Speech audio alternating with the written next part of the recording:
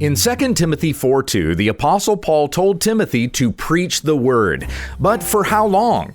Obviously, Paul wanted Timothy to preach the scriptures until his dying day, in season and out of season. But how long should a pastor preach a sermon?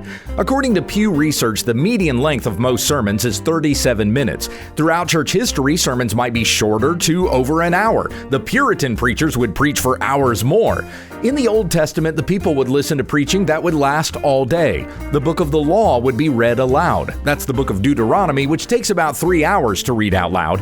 Nehemiah 8:8 says they read from the book, from the law of God clearly, and they gave the sense so that the people understood the reading. That would have taken even longer. In the New Testament, the Sermon on the Mount is the longest written sermon. Read aloud, it takes about 15 to 20 minutes. In Luke 4, Jesus stood up in the synagogue and read Isaiah 61:1 and 2. Then he rolled up the scroll, gave it back to the attendant, sat down, and said, "Today this scripture has been fulfilled in your hearing."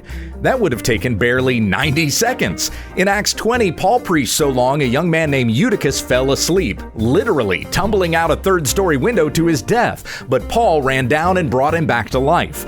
Note to some zealous preachers out there, you can't raise the dead. Do not try this at home. So, how long should a sermon be?